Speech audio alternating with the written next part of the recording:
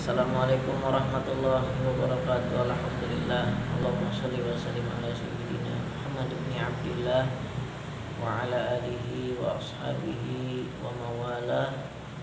Amma ba'du.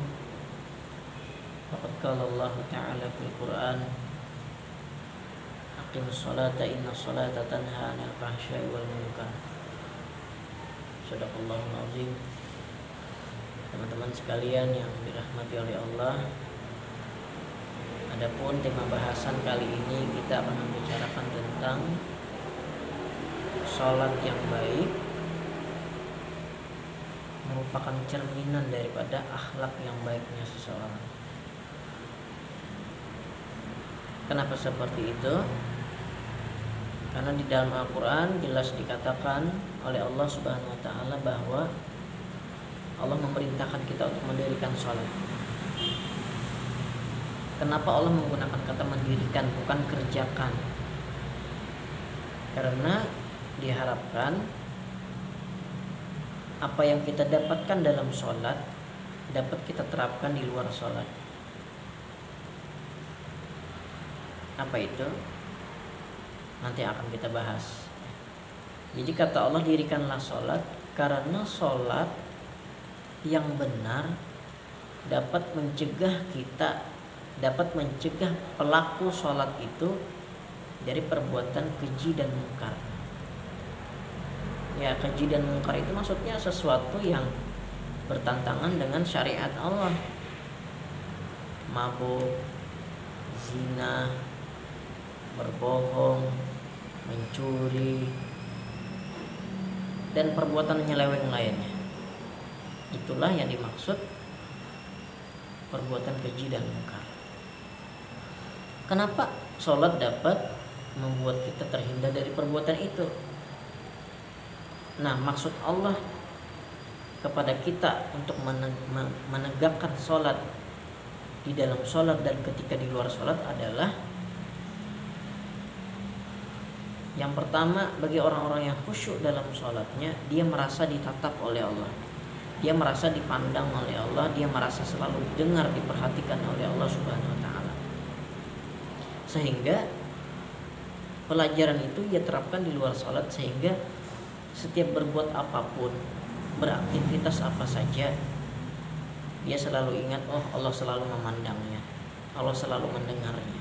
Kalau dia punya rencana yang tidak baik, dia bersekutu, bersekongkol untuk berbuat kejahatan, maka Allah pasti tahu. Maka dengan prinsip sholat tersebutlah dia akan menghentikan perbuatan itu. Ya. Karena sholat yang khusyuk itu adalah hudurul qalb, hadirnya hati di dalam sholat. Dia sadar bahwa Allah tidak luput pengawasan kepada dirinya. Jadi dia ingat Allah yang maha menghidupkan, Allah yang maha memberi rezeki, Allah yang maha memudahkan segala urusan. Maka dia ingat kepada Allah. Itulah prinsip sholat yang dia terapkan di kehidupan nyata. Maka ketika seorang hamba itu sholatnya khusyuk, ya, maka insya Allah akhlaknya akan baik.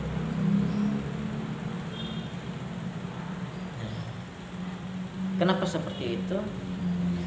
Ketika azan berkumandang, dia beradab kepada Allah, dia segera tunaikan sholat, dia tinggalkan aktivitas dunianya. Maka ketika sama Allah yang Allah yang gaib, Allah yang tidak tampak pun dia taat kepada Allah. Apalagi ketika dia bekerja, yang mana dia bekerja kepada makhluk yang tampak. Ini semoga mudah dipahami ya teman-teman ya. Maksudnya begini, dia kepada Allah yang tidak tampak pun taat. Kata Allah, jangan mencuri, jangan mabuk, jangan zina. Dia taat kepada Allah padahal Allah tidak terlihat. Tapi dia tahu ini peraturan yang Allah peruntukan bagi umat baginda Rasulullah, dan dia taat kepada Allah yang tidak tampak. maka bagaimana sikap dia kepada makhluk yang tampak? Nah, begitu teman-teman ya. Kalau dia sudah berani maksiat kepada Allah yang tidak tampak, padahal Allah Maha menatap, padahal Allah Maha melihat, bisa saja dia menyeleweng kepada makhluk yang tampak.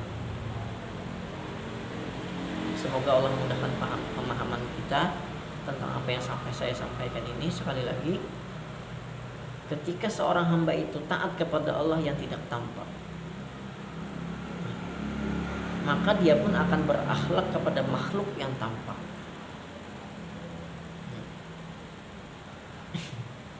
Terima kasih, itu dulu penyampaian saya tentang materi ini, yaitu sholat baik, maka itu menandakan akhlak seseorang itu baik, karena ia mampu taat kepada Allah yang tidak tampak.